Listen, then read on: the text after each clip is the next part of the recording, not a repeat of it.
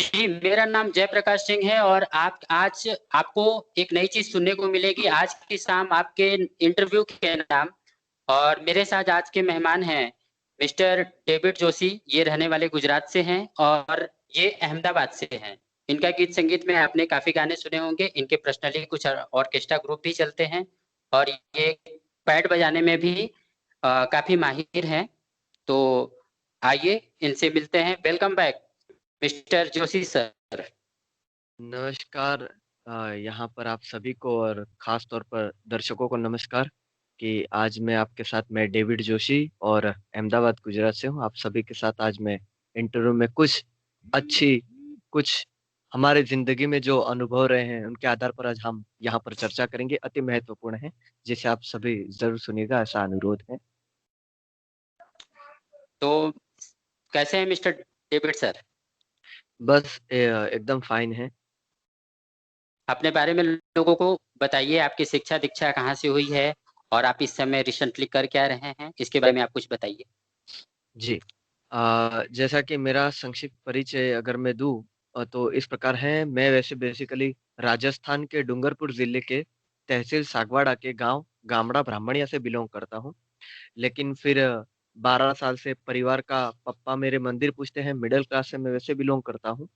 तो पापा का मंदिर पूजना यहाँ गुजरात में हुआ, तो 11-12 साल से कर्म भूमि मेरी गुजरात हो गई है।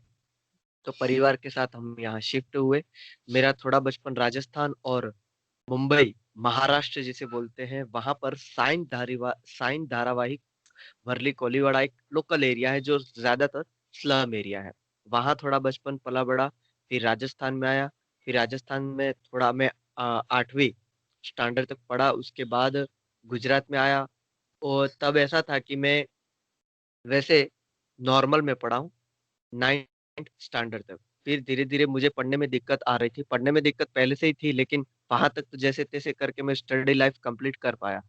इसके बाद हुआ ये कि मेरे वहाँ जो प्रिंसिपल थे गांव के, उन्होंने बताया कि इन लोगों के स्पेशल ऐसी इंस्टीट्यूशंस होती हैं जो इनको अलग से इस तरह की शिक्षा देते, तो आप ऐसे प्रयास करें, इसको वहां रखें तो ये काफी हद तक इसका विकास हो पाएगा। तो फिर मेरे मॉम डैड ने थोड़ा ढूंढा, राजस्थान में भी जयपुर उदयपुर में है, ऐसी जानकारी मिली। फिर मेरे एक दोस्त थे राजस्थान से जो यहाँ गुजरात के अहमदाबाद शहर में एक संस्था है जिसका नाम है अंधजन मंडल, और उसे ब्लाइंड पीपल एसोसिएशन भी कहते हैं, जो बड़े पैमाने पर काम करती है और जितने भी दिव्यांगता के प्रकार है उन सब का समावेश होता है वहाँ। हैंडीकैप हो, चाहे दृष्टिबाधित हो, एमआर हो, वो सबको अपने अपने तरीके से ये संस्था पढ़ाती है। उसके अलावा भी रोजगारी से संबंधित भी कार्य करती है। तो मैं वहां पर आया। 1 साल मेरा वहां पर इसलिए बिगड़ा था क्योंकि उस संस्था में एक तो मुझे गुजराती आती नहीं थी, क्योंकि मैं खुद राजस्थान से बिलोंग करता था। तो गुजराती भी सीखनी थी और साथ साथ मेरे साथ ये चैलेंज था कि ब्रेल लिपि मुझे सीखनी थी, जो नया था मेरे लिए। और मैं यहाँ गुजरात का ऐसा है कि यहाँ जून में स्टार्ट हो जाती है स्कूल्स कॉलेजेस, और अपने वहाँ जुलाई में होती है। तो वैसे भी मैं थोड़ा लेट पड़ा था, लेकिन फिर भी यहाँ के प्रिंसिपल काफी अच्छे थे, तो कोऑपरेट किया, मुझे समझा। और मैंने वहाँ cane nylon and coir work करके एक टेक्निकल कोर्स आता है, जो ये सरकारी ऑफिसेस में हम देखते हैं कि कुर्सियां होती हैं नायलॉन की जो भरी हुई, तो वो भरत काम मैंने सीखा। टेक्निकल इसलिए किया ताकि मुझे आते साल तुरंत ब्रेल में एडमिशन मिल जाए। फिर मैंने ब्रेल सीखा। ब्रेल के बाद यहाँ मैंने 9-10 स्टैंडर्ड जो अधूरा था वो कंप्लीट किया। उसके बाद मेरा एजुकेशन यहाँ 12th तक संस्था में कंप्लीट हुआ। फिर 1 साल मैंने फिजियोथेरापी भी किया। जब मैं इस संस्था में था, तो इस ब्लाइंड पीपल एसोसिएशन संस्था ने मुझे बहुत कुछ दिया है जो मैं कभी नहीं भूल सकता, क्योंकि इस संस्था में रहते रहते मेरा ओवरऑल विकास हुआ। मैं शिक्षा के क्षेत्र में जो थोड़ा डिप्रेशन आ गया था, क्योंकि नया क्षेत्र था, मैं ब्लाइंड को कभी जानता समझता नहीं था, खुद ब्लाइंड था, फिर भी गांव से बिलोंग करता था। तो यहाँ आया, लोगों को समझा, परिस्थितियां देखी, क्या लाभ है क्या हानि है, सब कुछ महसूस किया।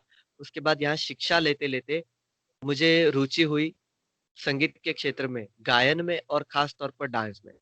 तो इन दोनों में मेरे साथ अन्य भी मेरे दोस्त थे। हम लोगों ने एक समूह बनाया। तो ब्लाइंड पीपल एसोसिएशन में ट्रेनर भी आते, हमें सिखाते।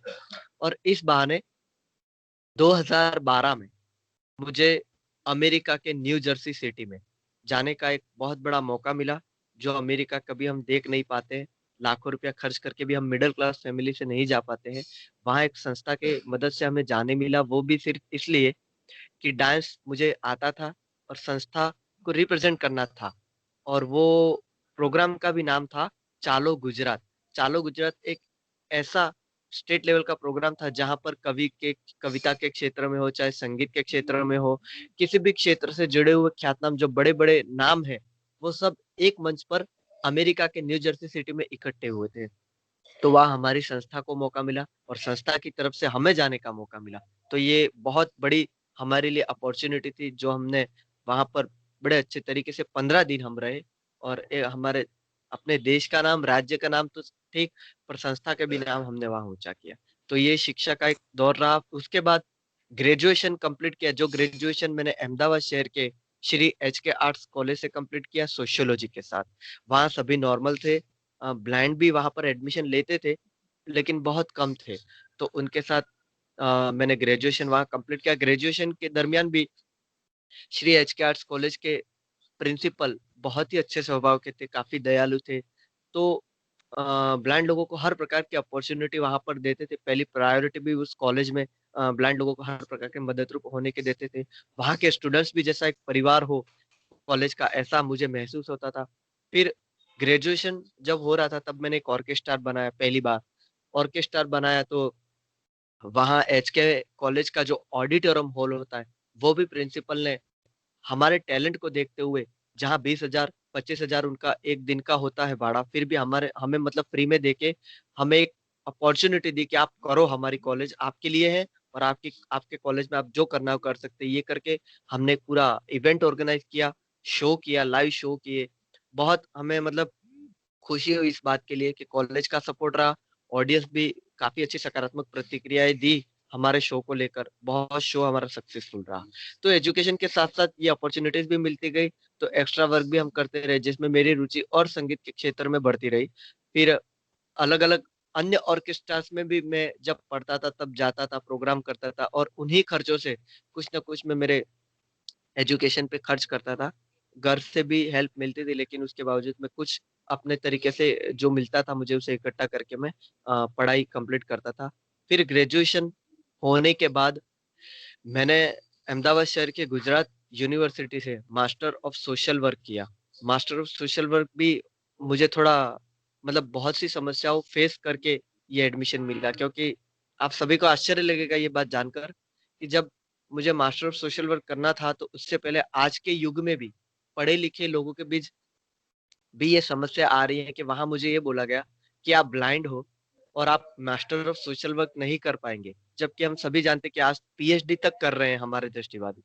लेकिन उनका ये मानना था कि यहाँ पर इंटर्नशिप होती है, फील्ड वर्क में जाना होता है। अब फील्ड वर्क में इंटर्नशिप में आप नहीं कवर कर पाएंगे, क्योंकि लोगों को मतलब आपको लोगों का सपोर्ट लेना पड़ेगा, लिखना होता है, असाइनमेंट वीकली देना होता है, तो ये सब आप कैसे मैनेज कर पाएंगे, क्योंकि हम आपको सपोर्ट नहीं दे पाएंगे। उनका ये सब उनकी मानसिकता थी। लेकिन मैंने उनको ये इतना ही बोला कि सर आप मुझे एक मौका दीजिए, एमएसडब्ल्यू मैं करूंगा और अपने बलबूते पर करूंगा, और किसी प्रकार की लगभग मुझे सपोर्ट की जरूरत नहीं पड़ेगी। जैसे तैसे करके मैंने कन्विंस किया, फिर भी वहां के जो हेड ऑफ द डिपार्टमेंट थे वो नहीं मानते थे। लेकिन हुआ क्या, मैंने फिर भी एडमिशन लिया। तो जो क्राइटेरिया होता है, ग्रेजुएशन में मेरे परसेंटेज अच्छे थे, इसके हिसाब से मुझे ऑलरेडी एडमिशन मिल रहा था, उन्होंने दिया। लेकिन बड़ी बात है कि एडमिशन लेकर भी उनका ईगो हर्ट होता था, तो मुझे वहाँ काफी दिक्कतों का सामना करना पड़ा, मानसिक रूप से टॉर्चर भी हुआ मैं, लेकिन मैंने मेरे एजुकेशन नहीं छोड़ा और आखिर मैंने मास्टर ऑफ सोशल वर्क वहां पर कंप्लीट किया। तो ग्रेजुएशन एजुकेशन का मेरा दौर ये रहा। उसके बाद फिलहाल मैं गवर्नमेंट एग्जाम्स की प्रिपरेशन कर रहा हूँ, जो मेरा एक लक्ष्य है। और एमएसडब्ल्यू भी मैंने इसलिए किया था ताकि दृष्टिबाधित मैं खुद हूँ, तो मैं अपने समाज में अपने समाज के लिए वो कार्य कर सकूं जो कार्य आज की कई संस्थाएं अस्तित्व में होकर भी या तो कर नहीं रही है या कर नहीं पा रही है। और मैं समझता हूँ कि दृष्टिबाधित ही दृष्टिबाधित को समझ सकता है। तो इस संदर्भ में मैं इसीलिए मास्टर ऑफ सोशल वर्क किया, जो समाज से जुड़ा हुआ विषय है। तो मैं आगे ताकि कोई एनजीओ बना सकूं या कोई ऐसे कार्य कर सकूं जो सेवा का सेवा भी हो और मैं अपने लोगों के लिए कुछ कर पाऊं। Very very congratulation mister David Joshi ji, क्योंकि आप इस तरह की सोच रखते हैं और भगवान आपकी सारी मनोकामनाएं पूरी। और आप पढ़ाई लिखाई के साथ साथ गाना तो गाते ही हैं, साथ में कोई इंस्ट्रूमेंट को भी बजाते हैं?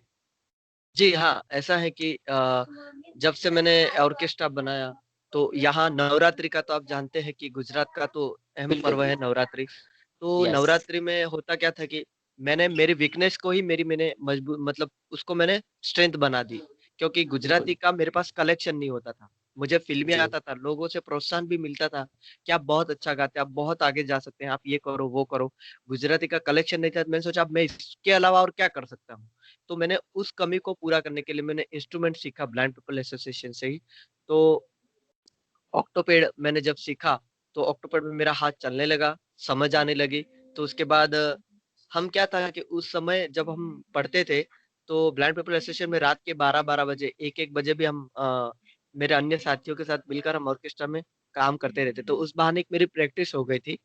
तो ऑक्टोपैड मैंने सीख लिया। फिर धीरे-धीरे वहाँ पर नवरात्रि के हम ग्रुप बनाते और समूह बना के अलग-अलग सोसाइटीज़ में हम प्रोग्राम करते थे। तो छोटे-बड़े सोसाइटी में प्रोग्राम करते-करते 1 साल, 2 साल में मेरा एक प्रोग्राम करने के तौर पर ऑर्गेनाइज़र मैं बन गया, मतलब ऑर्गेनाइज़ भी करने लगा मैं प्रोग्राम। तो ये सब धीरे-धीरे मैंने ऑक्टोपैड बजाना सीख लिया, तो मैंने सोच लिया कि अब जब भी नवरात्रि हो, तब मुझे अगर गाने नहीं आ रहे नवरात्रि के तो कोई बात नहीं, मैं ऑक्टोपैड बजा सकता हूँ। तो फिर मैंने ऑक्टोपैड बजा कर भी मतलब काफ़ी प्रोग्राम किए और मैं हर नवरात्रि में जाता हूँ। तो डांडिया भी आप कभी-कभी मतलब ट्राई करते हैं बजाने का, कि बस केवल ऑक्टोपैड ही बजाते हैं? ऐसा है कि ढोलक बजाने का शौक है, लेकिन इतना हाथ क्लियर नहीं है। बजा लेता हूँ कभी-कभार, लेकिन ऑक्टोपैड मेरा क्लियर है कि जो मैं अच्छे से बजा सकता हूँ, वो मुझे कॉन्फिडेंस है। तो मैं फिलहाल ऑक्टोपैड बजाता हूँ और गायकी में एक मेरी रुचि बनी हुई है। नहीं, गाना आपके बहुत अच्छे हैं और डेविड जी आपके विचारों से बहुत लोग बहुत कुछ सीखेंगे, आपके मेहनत से भी बहुत लोग सीखेंगे। तो अब इसी कड़ी में हम लोग आगे बढ़ते हैं और आपके एजुकेशन और आपकी बेसिक जानकारी तो लोगों को मिल ही गई होगी और आपसे बहुत लोगों को बहुत कुछ सीखने को भी मिलेगी। अब जी। आप ये बताइए कि जो इस समय गवर्नमेंट की जो नई पॉलिसी, न्यू शिक्षा नीति आई है, न्यू एजुकेशन पॉलिसी, उस पे आपका क्या जी। विचार है? थोड़ा देखो प्रकाश डालिए। मैंने जितना इस न्यू एजुकेशन पॉलिसी को समझा है, जितना मैंने पढ़ा, उसके उसके हिसाब से जो उनका एक उन्होंने जो कॉन्सेप्ट बताया है हाँ, कि एक मल्टीपल मिनट, एक एंट्री सेकंड, एक सेकंड। जैसे कि उन्होंने जो बताया है 5+3+4 का ये जो डेफिनेशन है, ये आम लोगों को समझ में आए, आप इसको थोड़े जल्दी में आप बता पाएँ तो अच्छा लगेगा। देखो एक बात है, मैं बड़ी निखालसता से इस बात को एकदम स्पष्टता रखूँगा। जो उन्होंने बताया है कि प्री स्कूलिंग, ठीक है? 5 प्लस 3 प्लस 4, ठीक है? ये गणित तो देखो मैं इसके बारे में इसलिए नहीं बताऊँगा यहाँ पर, क्योंकि ये गणित अगर मुझे ठीक से समझ नहीं आएगी तो मैं लोगों को क्या बताऊँगा? पहली बात है, और मैं ऐसा इसीलिए बोल रहा हूँ, क्योंकि जो न्यू एजुकेशन पॉलिसी की बात हो रही है, मुझे कहीं भी उस पॉलिसी में प्रैक्टिकल किसी चीज़ को मतलब बच्चों को पढ़ाया जाए, ऐसा कुछ अभी भी मुझे फ़िलहाल नहीं दिख रहा है। और दृष्टिबाधित से संबंधित अगर विषय इसमें समावेश होता तो और ज़्यादा अच्छा रहता। मतलब जैसे मैं आपको बताऊँ कैसे?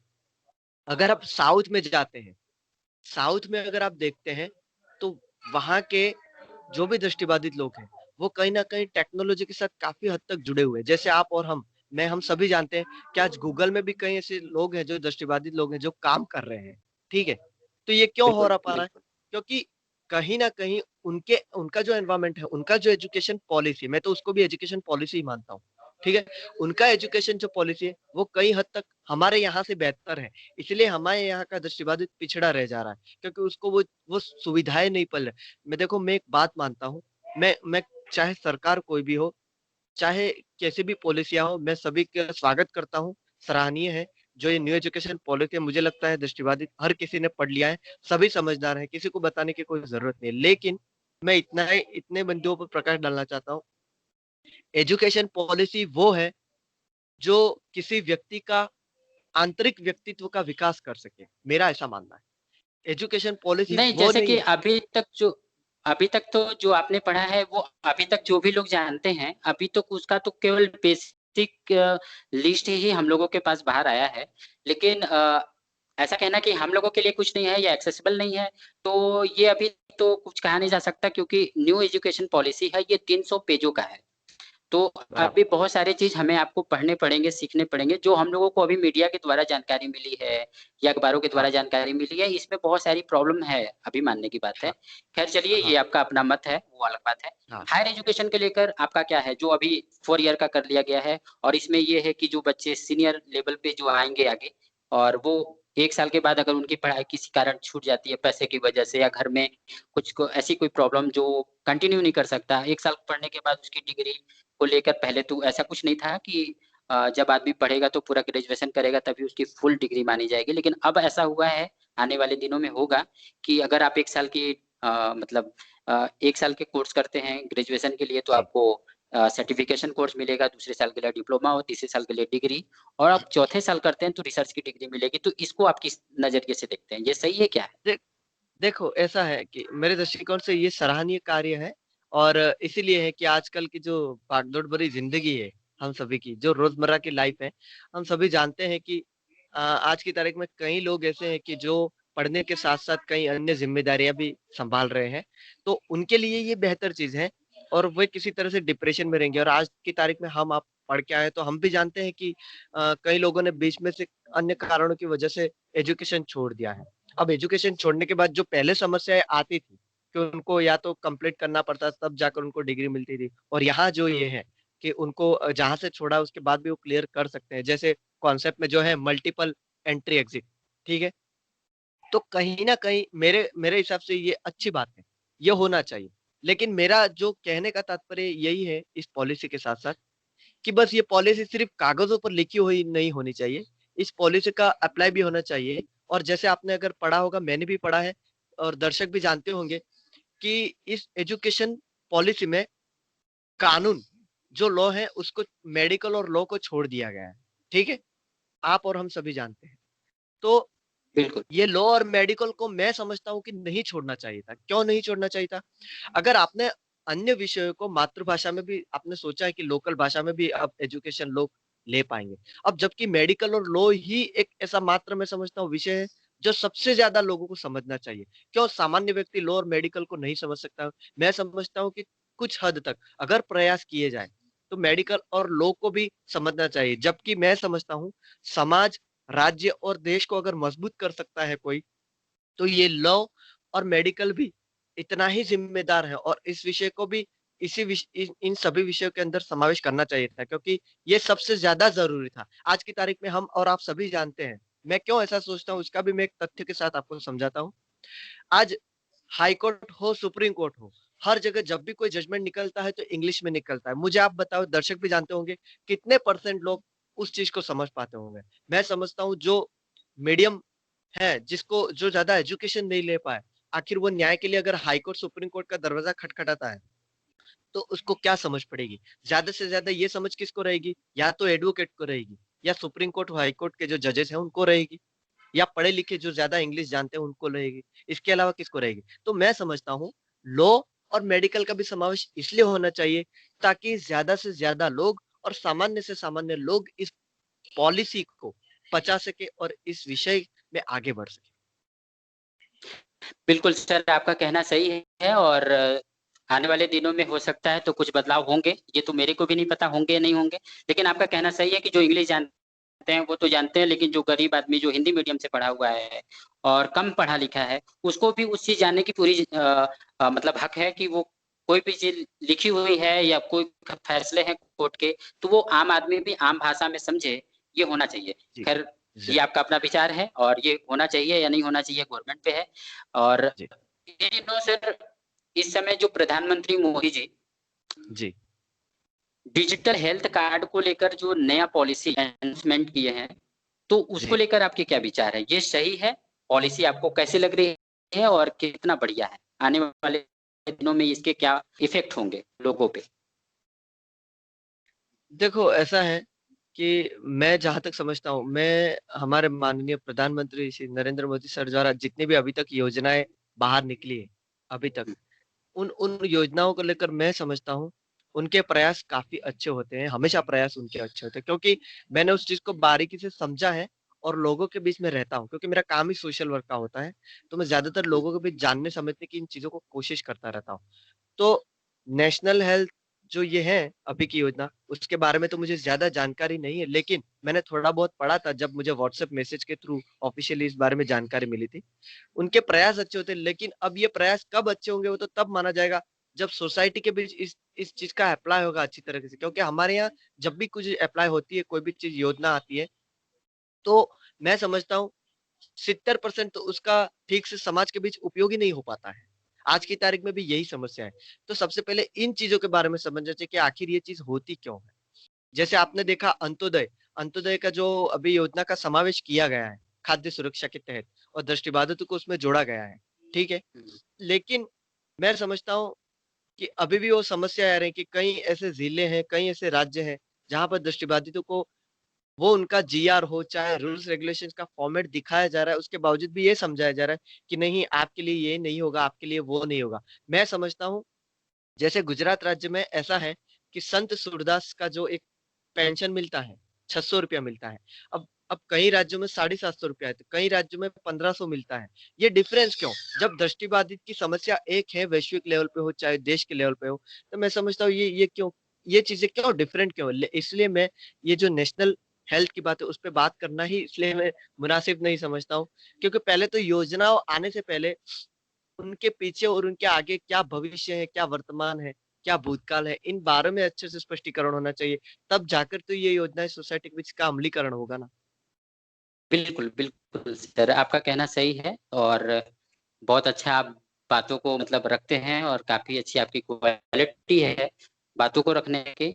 तो सर इस बदलते परिवेश में बदलते रिश्तों के दौर की कहानी आप समझ रहे होंगे कि लॉकडाउन में जी, आपको पता चला होगा, काफ़ी न्यूज़ जी, मीडिया के माध्यम से, अखबारों के माध्यम से कि लॉकडाउन में काफ़ी महिलाओं के ऊपर होने वाले घरेलू हिंसा ये जी। आप क्या मान के चलते हैं कि केवल महिलाओं के ऊपर ही होते हैं घरेलू हिंसा या फिर पुरुषों पर भी होते हैं घरेलू हिंसा? आपके क्या विचार? इसमें ऐसा है कि घरेलू हिंसा, सबसे पहले तो जब हम ये शब्द सुनते हैं, तो हमारे आँखों के सामने, हमारे दिमाग में, हमारे ज़हन में एक ही चीज़ आती है ज़्यादातर कि हाँ, ज़रूर किसी महिला के साथ कोई अत्याचार हुआ होगा, कोई अन्याय हुआ होगा। ये कॉन्सेप्ट बराबर है और भूतकाल से लेकर अब तक ये सही भी था, क्योंकि उस समय में महिलाएँ ज़्यादा पढ़ी-लिखी नहीं रहती थी या महिलाएँ अगर पढ़-लिख कर आगे बढ़ने की कोशिश में रही, तो पुरुष का अपना ईगो हर्ट होता था और अन्य कई समाज के ऐसी परिस्थितियाँ और कारण रहे जिनकी वजह से घरेलू हिंसा होते रहे। लेकिन लॉकडाउन की बात अगर आती है और घरेलू हिंसा की बात है, तो मैं समझता हूँ ऐसा नहीं है कि सिर्फ़ महिलाओं पर ही पुरुष के द्वारा कुछ होता है। देखो, महिलाएँ भी कहीं न कहीं प्रत्यक्ष या परोक्ष रूप से ऐसे कार्य करते रहते हैं जिनकी वजह से हिंसा का भोग पुरुष भी बनता है। और जैसा आप और हम सभी जानते हैं कि अगर कहीं कोई रेप की घटना बनती है, तो हम सीधा यही सोच लेते हैं कि हाँ, ज़रूर किसी पुरुष की गलती होगी। लेकिन ऐसा नहीं है। कुछ कुछ परिस्थितियाँ ऐसी भी होती हैं, एक हाथ से कभी ताली नहीं बजती है। तो हर घटना के पीछे दोनों का उतनी ही ज़िम्मेदारी होती है। तो दोनों को इन परिस्थितियों को सुलझाने का एक एक छोटा प्रयास करना चाहिए और ये तब हो सकता है, जब दोनों में थोड़ी समझ हो। घरेलू हिंसा की बात करूँ, अगर महिला हाइपर हो रही है किसी चीज़ को लेकर ज़्यादा, पुरुष अगर समझ भी रहा है, तो पुरुष को इग्नोर करते हुए वो अपने पार्टनर को किस तरह समझा सके या अगर वो पार्टनर ऐसा कर रहा है तो क्यों कर रहा है, इसके कारणों पर पहुंचना चाहिए। अगर वो निष्कर्ष पे पहुंचता है तो मैं समझता हूँ पुरुष को ये समझ आ सके कि ये चीज क्यों हो रही है। और अगर थोड़ा हम देखो, साइकोलॉजी ये कहता है, अगर हम सामने वाला कोई रिएक्शन दे रहा है और हम उस पर अगर रिएक्शन देते हैं, तो रिएक्शन पर रिएक्शन एक दूसरे को दिए जाएगा। लेकिन अगर आप गुस्सा कर रहे हैं और मैं हंसता रहूं, तो मैं समझता हूँ कि आपका गुस्सा कुछ हद के बाद शायद शांत हो जाएगा। लेकिन ह्यूमन नेचर है, अगर सामने वाला कोई रिएक्शन कर रहा है तो हम उससे डबल रिएक्शन करेंगे, ये आ जाता है अपने आप। लेकिन घरेलू हिंसा को अगर मैनेज करना है तो ये सामाजिक कारण है, मैं समझता हूँ।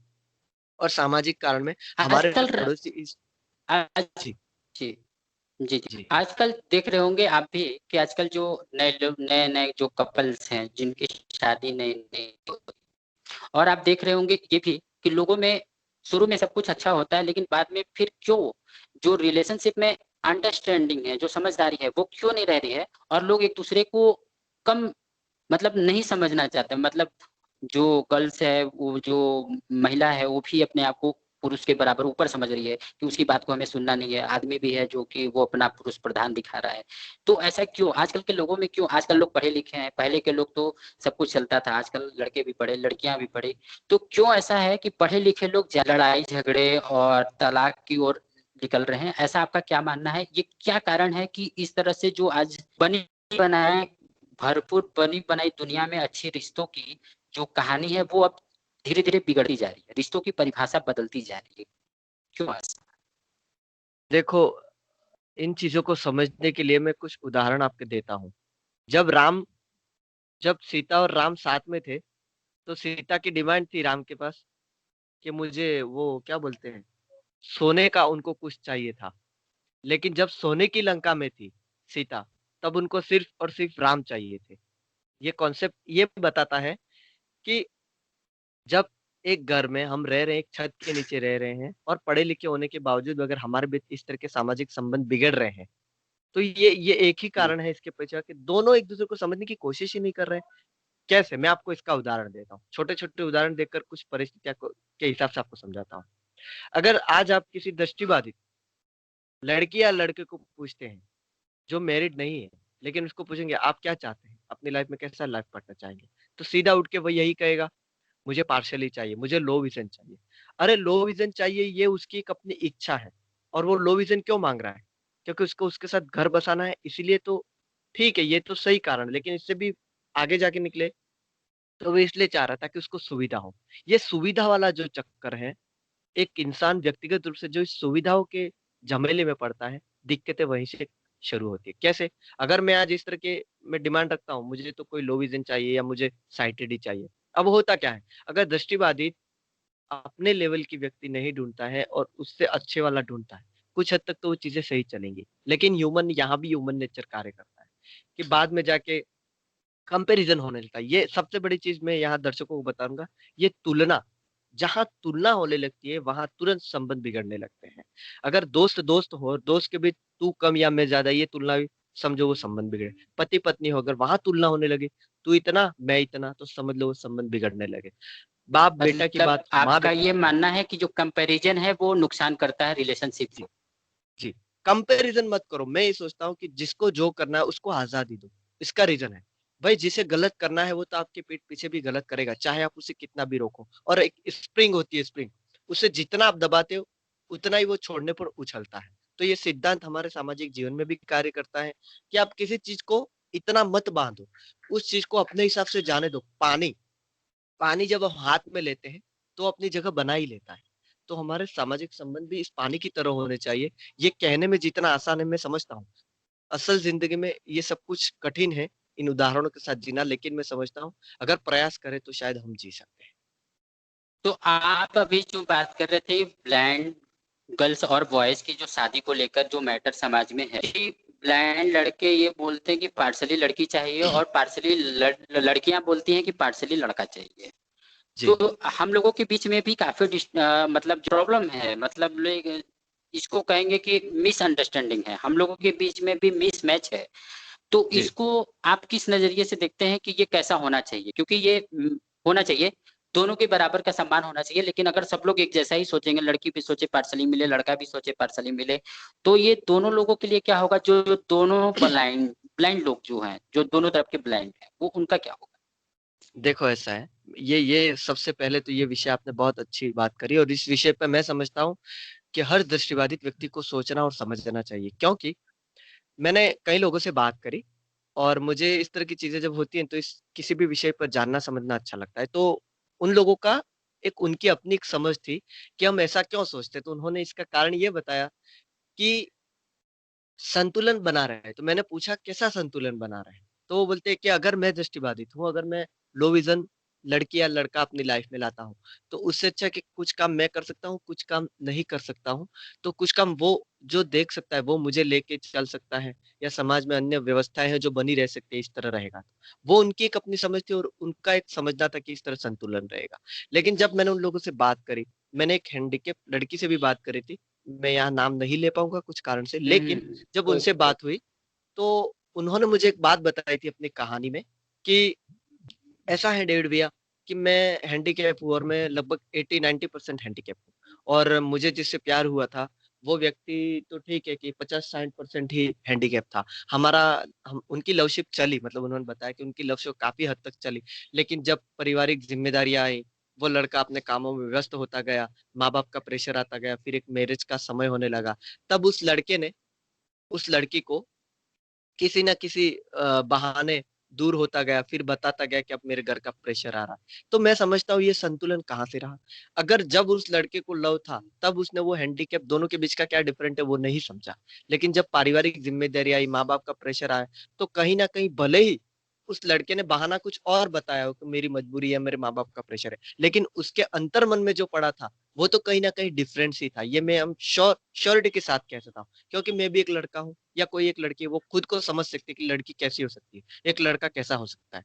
तो मैं ये समझता हूँ कि जो ये विषय है, ये जो एक डिफरेंस है, उसको हमेशा हर एक दृष्टिबाधित लड़के या लड़की को इस तरह समझना चाहिए। अगर मैं खुद एक प्रॉब्लम फेस कर रही हूँ, तो मुझे मेरे जैसा ही पार्टनर अपनी ज़िंदगी में लाना चाहिए, क्योंकि एक पार्टनर दूसरे पार्टनर को तभी समझ सकता है जब दोनों की समस्याएँ एक जैसी हो। और चैलेंज अगर आप चैलेंज स्वीकार करेंगे अपनी ज़िंदगी में, तो ही तो आप आगे बढ़ पाएँगे। अगर आप ऐसा सोचते हैं कि थोड़ी सुविधा मिल जाए या मतलब कोई लो विज़न मिल जाए या साइटेड मिल जाए। हाँ, अगर आप टैलेंटेड हैं, आप इतने ही सेटल हैं कि आपको कोई साइटेड मिल जाता है, तब भी आपके सामने समस्याएँ क्या रहेंगी? आप सामाजिक सामाजिक संबंध तो निभा लेंगे, वो भी क्यों? क्योंकि सामाजिक डर से। आज मैं आपको एक चीज़ बताता हूँ सर और दर्शकों को भी। आधे से ज़्यादा लोग आज की दुनिया में सिर्फ़ सामाजिक व्यवस्था को इसलिए बनाए हुए हैं, सिर्फ़ सामाजिक डर से। ऐसा मैं नहीं कह रहा हूँ, आप खुद अपने आस-पास देखेंगे तो आपको पता चलेगा कि सामाजिक डर बना हुआ है लोगों में, लोग क्या कहेंगे? इस वजह से संबंध लेकिन खुद की मर्ज़ी से, खुद की समझ से कोई व्यवस्थाएँ नहीं बनाई हुई लोगों ने। तो मैं समझता हूँ, हर एक दृष्टिबाधित को अपने लेवल का, अपनी ज़िंदगी से जुड़ी हुई समस्याओं को अगर समझना है और सुधारना है और अच्छी ज़िंदगी जीनी हो, तो अपने जैसा ही पार्टनर ढूँढना चाहिए। तो भी लवशिप भी रहेगी, चाहे वो अरेंज मैरेज हो, चाहे लव मैरेज हो, तो ही एक-दूसरे को समझ पाएँगे। तो आप किस शादी को प्रेफ़र करते हैं, अरेंज मैरिज या लव मैरिज? देखो, ऐसा है, मेरे हिसाब से अगर देखा जाए ना, तो लव मैरिज भी बुरा नहीं है, अरेंज मैरेज भी बुरा नहीं है। अगर आप ऐसा कहते हैं कि नहीं, अगर दोनों में से किसी एक को सिलेक्ट करना है, तो आप क्या कहते हैं? तो दोनों में से अगर किसी एक को सिलेक्ट करना है, तो अरेंज मैरिज ही बेहतर है। लेकिन मैं ये भी कहूँगा, अगर दोनों पार्टनर को अपनी ज़िंदगी में समझना है खुद को, तो लव मैरिज अच्छी है। लेकिन दोनों विषय एक-दूसरे के साथ जुड़े हुए सुई और धागा की तरह। क्योंकि अरेंज मैरिज इसलिए ज़रूरी हो जाता है, जब आप कोई पार्टनर लव लव किया और कोई पार्टनर ढूँढते हैं, तब ये समस्या आती है, आप एक-दूसरे को तो समझ गए, आपका पार्टनर आपको समझ गया, आप उसे समझ गए। लेकिन फैमिली बैकग्राउंड भी इतना मायने रखता है, क्योंकि कहीं न कहीं वारसागत, पीढ़ी दर पीढ़ी कुछ न कुछ चीज़ें तो हम में आती हैं। हमारा स्वभाव भले ही अच्छा हो, लेकिन आज एक लड़की को एक घर से दूसरे घर जाना है, तो लड़की को वो अपने पति को सँभालने के साथ-साथ उसके साथ एक दूसरा परिवार भी है, उसे भी सँभालना है। अब वो अगर घर में रोज़मर्रा की लाइफ़ में अगर सेट नहीं हो पा रही है, क्योंकि उसके पति के अलावा परिवार का स्वभाव अच्छा नहीं है, जिसकी वज़ह से वो नहीं सेट हो पा रही है, तब क्या? तब पति ज़्यादा से ज़्यादा क्या कर पाएगा?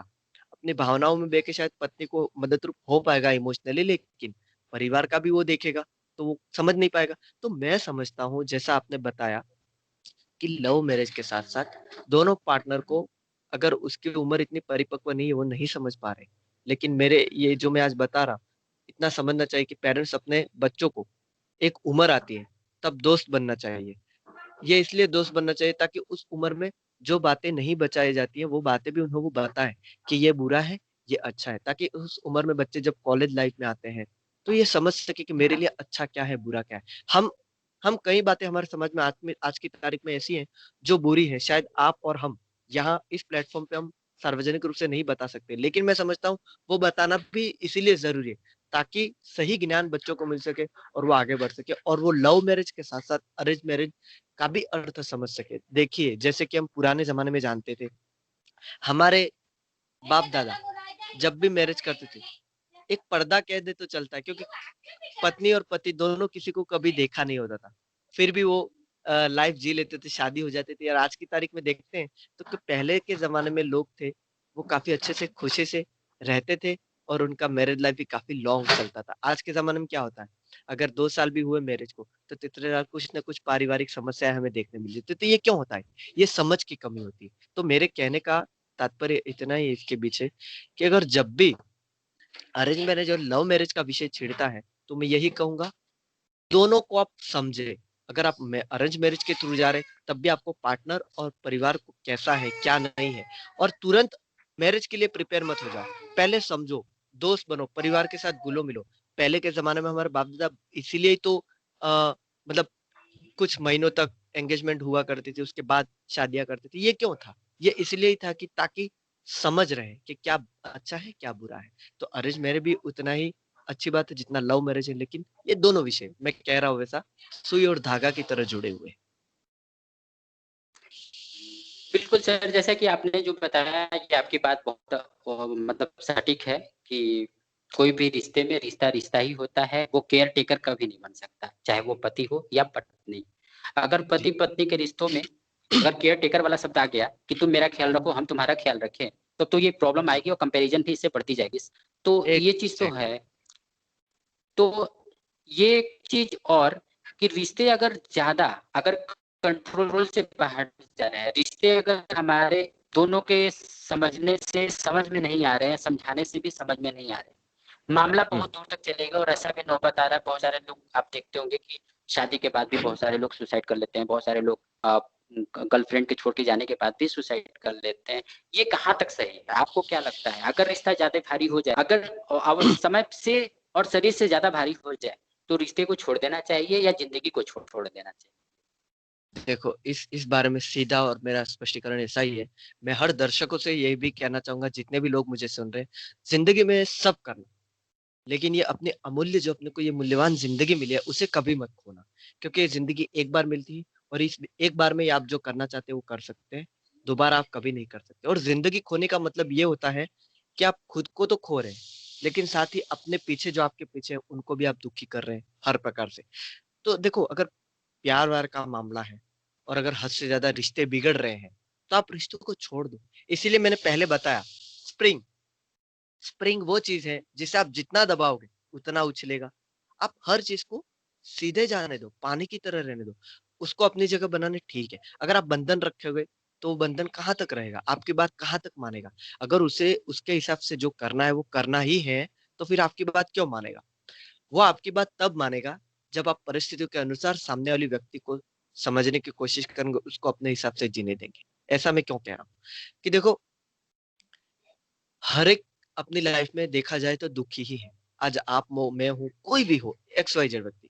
लेकिन दुखी होने के साथ-साथ आप ये भी तो देखें, आपके अलावा जो लाइफ जी रहे हैं दुनिया में, उनके उनकी लाइफ में क्या है? तो आप यही सोचेंगे कि मेरे से ज़्यादा वो तो समस्या से ग्रसित है। तो कहने का तात्पर्य, आप पॉजिटिविटी लाएँ सबसे पहले, कि अगर कोई बुरी परिस्थिति आ रही है, तब भी आप समझे कि मैं क्या करूँ अच्छा, तो सब कुछ सुलझ जाए। और रिश्ते अगर आपके सँभालने से भी नहीं समझ रहे हैं, तो मैं एक ही बात कहूँगा, उस रिश्ते को वहीं पर छोड़ दें।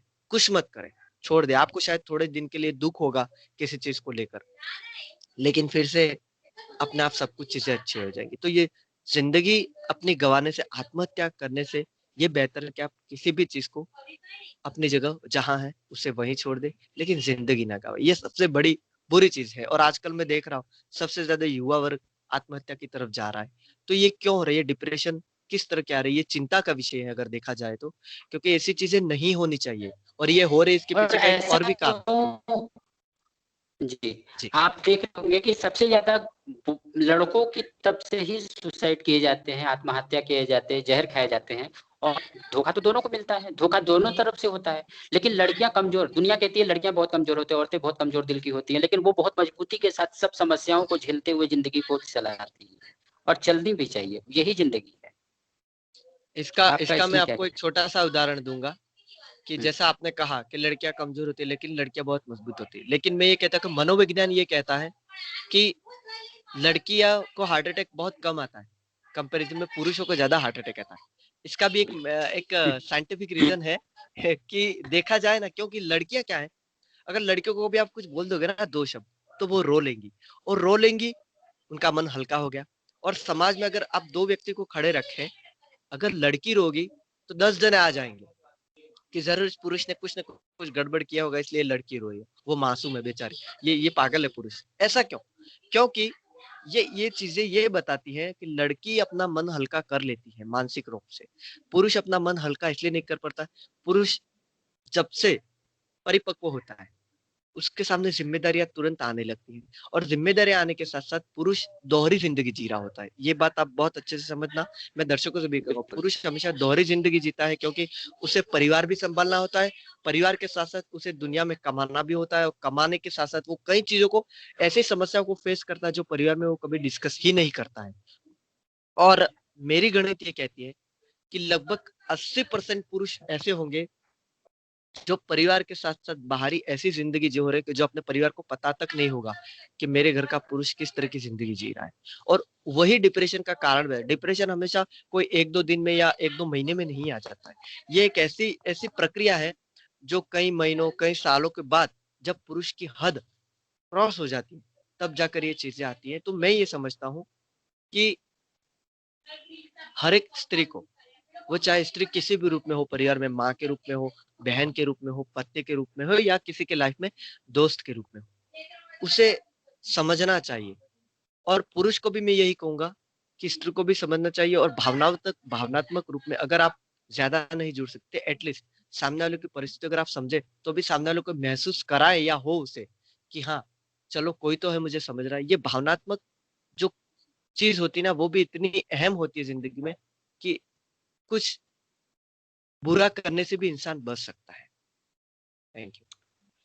आपकी जो बातचीत है सर, उसमें हमें बहुत सारी चीजें सीखने को मिले, बहुत सारे चीजें जानने को, और जनता को भी जानने को मिलेगा, जो ऑडियंस आपको सुनेगी आज, और वो जी जानेगी कि जो आज की जो चर्चा है वो बहुत काफी हद तक मतलब ये तो हम तय कर सकते हैं कि सब जनता के ऊपर है, लेकिन ये बात तो है। लेकिन आप एक चीज और, अभी हम लोग दूसरे सब्जेक्ट पे आते हैं।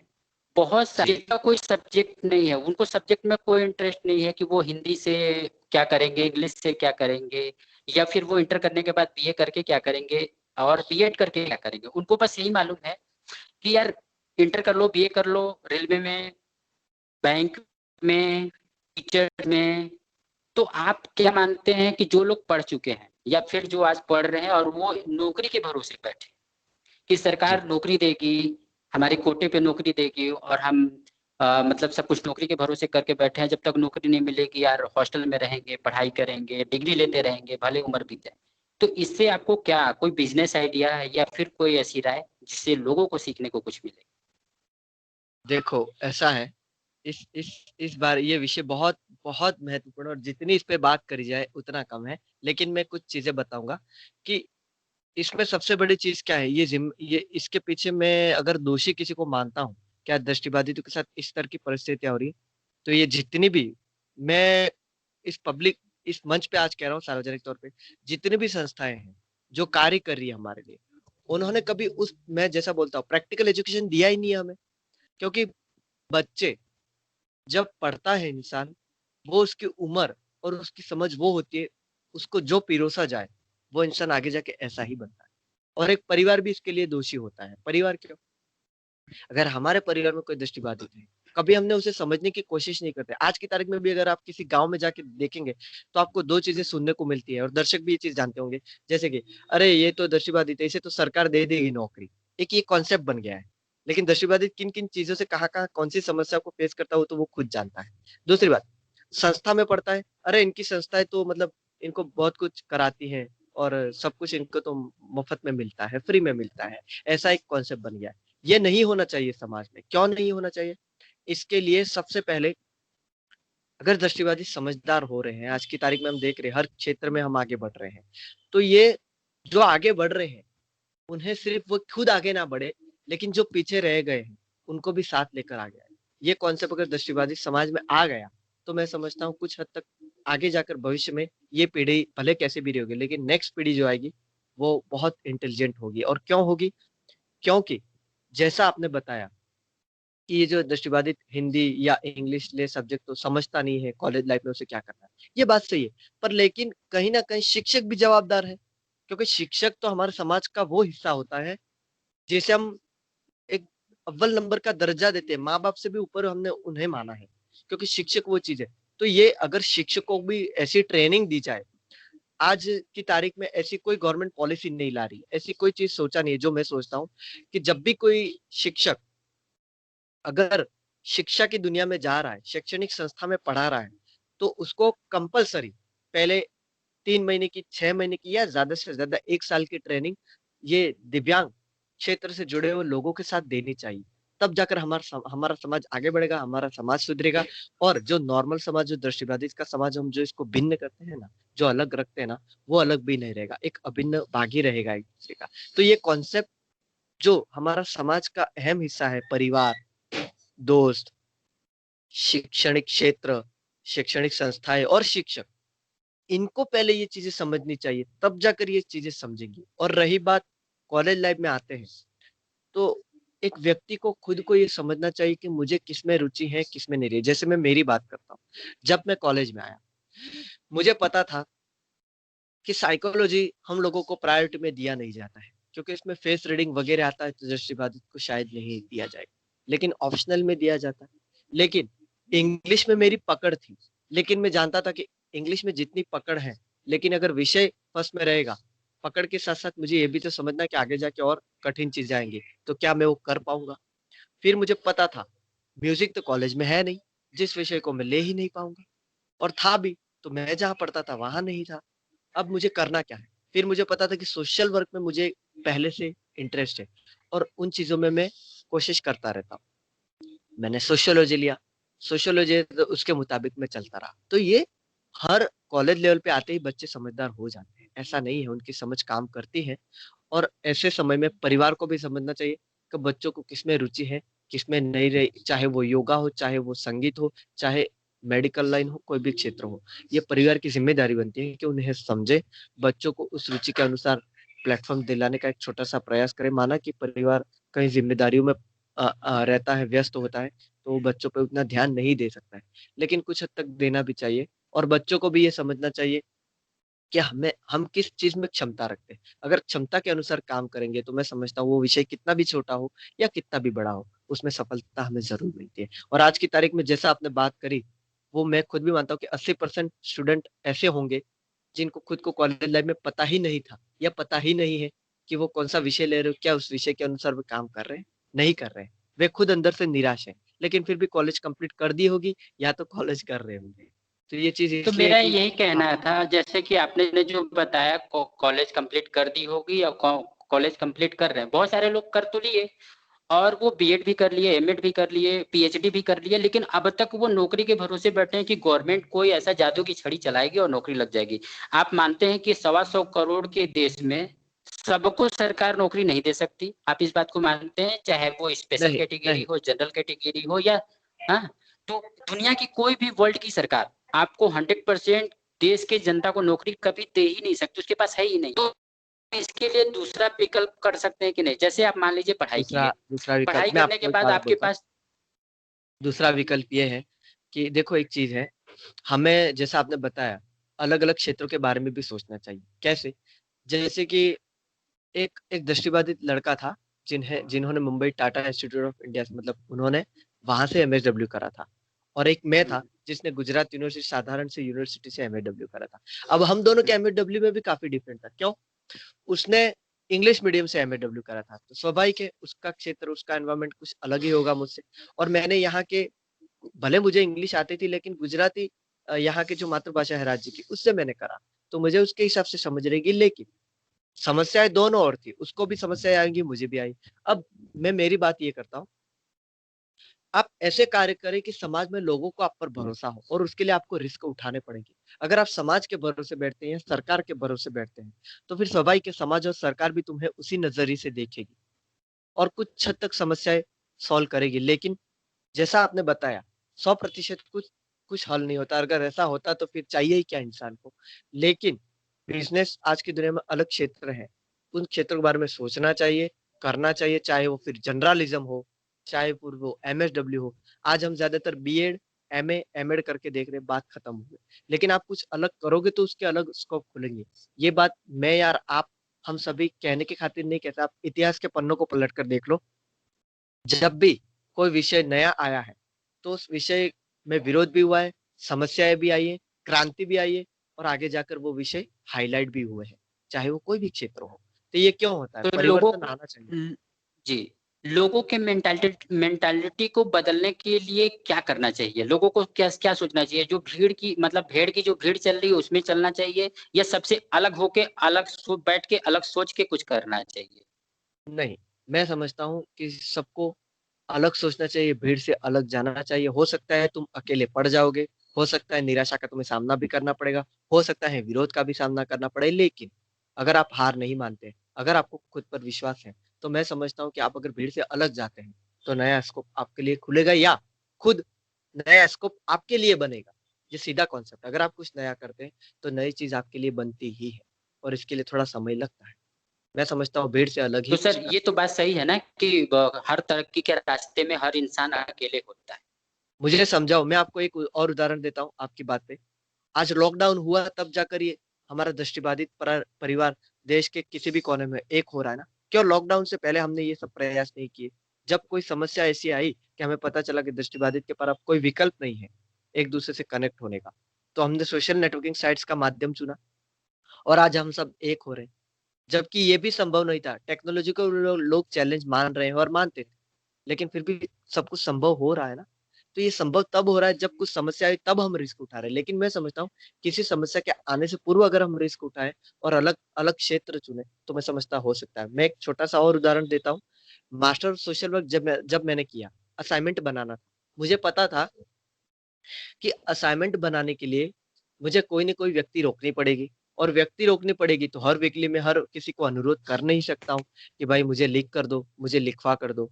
अब मैंने क्या किया, मुझे कंप्यूटर भी इतना नहीं आता था, लेकिन थोड़ी बहुत लिखावट कर रहता था। अब मैंने सोचा कंप्यूटर में लिख कर मैं क्या करूँ? मैंने सर से अनुमति मांगी कि सर मुझे आप एक अनुमति दो कि टेक्नोलॉजी के माध्यम से मैं प्रिंटेड चीज़ आपको लिख के दूँ, उसे भी असाइनमेंट के रूप में आप मुझे एक्सेप्ट करें मेरी चीज़ को। उन्होंने मेरी परिस्थितियों को समझी और एक्सेप्ट किया और आखिर हुआ ये कि मैं लैपटॉप के माध्यम से तो कुछ हद तक कर पाया, लेकिन आप जानते हैं कि एप्लीकेशन है गूगल ट्रांसलेटर।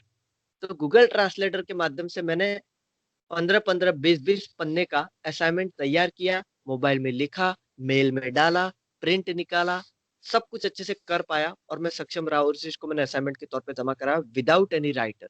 तो ये संभव कब हुआ? जब मैंने चैलेंज को एक्सेप्ट किया। तो मैं समझता हूँ कि हमें एक्सेप्ट करना ज़रूरी है, तभी हम आगे बढ़ पाएँगे। बिल्कुल टेक्नोलॉजी को समझना चाहिए, अगर नहीं समझ में आता है तो उसे सीखने का प्रयास करना चाहिए और उसका प्रयोग करने से ही जीवन में बदलाव आएँगे। क्योंकि आने वाला दिन पूरा वो जो है, वो टेक्नोलॉजी बेस्ड होने वाला है। तो हमें और आपको पहले से प्री प्लानिंग के साथ, प्री एक्टिव होने के साथ और उसके साथ उस पे काम करने की ज़रूरत है। आपको पता होगा वीआई डेवलपर करके एक मूवी बनाई बनाई गई है हाँ, और वो जी। मूवी गूगल मीट पे बनाई गई है। आपको विश्वास नहीं होगा और हमारे दर्शकों को भी आप अगर देखे हो तो उसके बारे में कुछ बताना चाहें तो बताइए? हाँ, ये आपने सबसे बड़ी बात करी, मेरे मुँह की बात छीनी आपने। वीआई डेवलपर की मूवी मैंने भी सुनी, देखी, महसूस करी। बहुत अच्छा लगा, बहुत अच्छा इसीलिए लगा कि अगर आप किसी को कहें कि गूगल मीट पे बनाएगी तो पहले तो उसे कोई विश्वास ही नहीं कर पाएगा कि ऐसे कैसे संभव है। लेकिन इतनी क्लैरिटी, बैकग्राउंड, म्यूज़िक और मैं खुद एक कला के क्षेत्र से जुड़ा हूँ तो मुझे ज़्यादा आश्चर्य लगा क्योंकि बैकग्राउंड म्यूज़िक जो कैरेक्टर्स थे सभी उसमें, जो विशाल, आदित्य, सोनिया, कृति, अरे वाह यार! इतना ज़बरदस्त उन्होंने खुद को निभाया है कि कोई कह ही नहीं सकता कि हम महसूस ही नहीं कर सकते कि मूवी देख रहे हैं या सुन रहे हैं। और हर चीज़ को एक्सप्लेन किया है, जैसे उसमें बीच-बीच में बताया कि दोनों अपने रूम में जा रहे हैं, वो गुस्से से खड़ी हुई। तो कहीं न कहीं ये समझ आ रहा है कि अरे हमारी आँखें नहीं हो तो क्या हुआ? फिर भी हम मूवी बना भी सकते हैं, मूवी देख भी सकते हैं और मूवी सुन भी सकते हैं। मुझे आश्चर्य तब भी हुआ जब मैंने वीआई डेवलपर के चैनल पे जाके देखा और सिर्फ 94 सब्सक्राइबर थे। तो दुःख हुआ इस बात का मुझे कि यार इतना उम्दा कार्य, इतनी अविश्वसनीय चीज़ इन लोगों ने करी है और सिर्फ 94 सब्सक्राइबर्स। तो कहीं न कहीं ये चीज़ हाइलाइट होनी चाहिए और बॉलीवुड जो हमारा आज का सबसे बड़ा बॉलीवुड है, उस तक ये बात पहुँचनी चाहिए। मुझे हर चीज़ ओवरऑल उसकी अगर रेटिंग देने की बात आए ना, तो मैं 10 आउट ऑफ 10 रेटिंग देता हूँ क्योंकि बैकग्राउंड म्यूज़िक भी ओवरऑल सब कुछ अच्छा था। हर घटना को बड़े सीक्वेंसली लिया गया, बहुत अच्छा लगा मुझे। सर हम लोगों का जो टाइम है वो अब हो चुका है और आपको बताते हुए खुशी है हमें कि आपसे बात करके आज हमें बहुत खुशी मिली है और हमारे दर्शकों को भी आपसे किए गए संवाद को सुनने के बाद उनको भी बहुत खुशी मिलेगी। आपने मेरे को बहुत अच्छा कोऑपरेट किया, बहुत अच्छी जी, जानकारी। हमारे एक-एक सवाल का आपने बहुत वज़न के साथ जवाब दिया है और औरों के जीवन में ये परिवर्तन आए, औरों के जीवन में ये बदलाव आए और हम इस बात के साथ और आपको कैसा मैं लगा? मैं इतना ही कहूँगा सबसे पहले इस कार्यक्रम के बारे में। ये कार्यक्रम बहुत ही अच्छा था और ये मेरा सौभाग्य कि इस कार्यक्रम में मुझे मौका मिला है, आप लोगों के बात कर हमारे दृष्टिबादी समाज के लायक मैं भले प्रत्यक्ष रूप से कुछ ना कर सकूँ, लेकिन परोक्ष रूप से कुछ एक सोच के माध्यम से क्योंकि एक विचार ही हमेशा क्रांति लाता है। तो ये विचार के माध्यम से मैं समझता हूँ शायद हमारे समाज के लिए हम सब मिलकर कुछ कर सकें और वो आशा है कि हम सब करेंगे और मेरी और हमारी जो आज ये चर्चा हुई, उस चर्चा को लोग ज़्यादा से ज़्यादा सुनेंगे और अपने अन्य समाज तक भी ये चीज़ को पहुँचाएँगे। ये इसलिए पहुँचाना ज़रूरी है क्योंकि समाज हमारे लोगों द्वारा ही आयोजित किया गया अगर इस कार्यक्रम को सुनता है तो मैं समझता हूँ इससे बड़ा और अपने आप में मैसेज कुछ नहीं हो सकता है। तो आप सभी का धन्यवाद मुझे यहाँ बुलाया और इस लायक मुझे समझा। तो आपका बहुत-बहुत धन्यवाद सर, डेविड सर। आप गुजरात से हैं जी, और मैंने बहुत लंबा टास्क लिया था कि जी, मैं किसी गुजराती से बात करूँ और आपने आपसे बस इतनी ही बात हुई थी कि आप कब टाइम देंगे और आपने टाइम दिया। हमारी टॉपिक के विषय में आपसे कोई चर्चा-वर्चा हुई नहीं थी, आपको भी मालूम है। ये जी, सब अचानक हुआ है, आपको भी पता है। जी तो सर। आप आपको क्या ये तैयारी पहले से आप करके मानते थे कि इंटरव्यू में इसी तरह की तैयारी होगी या होनी चाहिए या फिर आप किसी इंटरव्यूअर को फॉलो करते हैं? दरअसल ऐसा है कि इस विषय को लेकर मैंने सच में कोई तैयारी नहीं करी थी। मुझे पता ही नहीं था कि मुझे क्या कब कैसा पूछा जाएगा। लेकिन हाँ, मेरा एक रुचि बना हुआ है कि जैसे आईपीएस, आईएएस के जो अधिकारियों के जो इंटरव्यूज़ आते हैं यूट्यूब चैनल पे, मैं उन बिल्कुल। लोगों को ज़्यादा से सुनता हूँ और एक क्वोरा करके एक वेबसाइट आती है। ये मेरी एक रुचि बनी कि क्वोरा एक ऐसी वेबसाइट है जहाँ आपको दुनिया के कोई प्रश्न नहीं मिलेंगे ऐसे, अलग-अलग चित्र-विचित्र प्रश्न आपको वहाँ कोरा पे मिलते हैं। तो मैं इन सब चीज़ों को क्रिएटिव मैं पर्सन हूँ, तो मैं हर क्रिएटिविटी को ढूँढता रहता हूँ, समझता रहता हूँ और ये इंटरव्यू देखता हूँ तो शायद हो सकता है ये इसी का एक प्रभाव है कि मुझे कुछ चीज़ें अपने आप यहाँ पर आने लगी और सिंगिंग के क्षेत्र में भी जब मुझे एक बार मेरा एक रहा है कि रेडियो रेडियो सिटी द्वारा मुझे मेरा इंटरव्यू लिया गया था। तब भी इस तरह की प्रिपरेशन विदाउट एनी प्रिपरेशन मैंने कार्य किया। तो ये कुछ चीज़ें अपने आप हो जा रही है। मैं खुद नहीं समझता हूँ इन चीज़ों को। चलिए, कम से कम आपने मेरा इतना ध्यान रखा कि हमारे पूछे गए सारे सवालों का आप बहुत ज़बरदस्त तरीके से जवाब दिए और हमें भी थैंक नहीं मालूम था, मैंने भी कोई तैयारी नहीं किया था। लेकिन बात करने के बाद वैसे-वैसे सब्जेक्ट आते गए, बात होती गई, पता ही नहीं चला यस, कितनी बड़ी बात हो गई। ख़ैर आपका बहुत-बहुत शुक्रिया। Thank you. Thank you sir. Thank you so much. नमस्कार। थैंक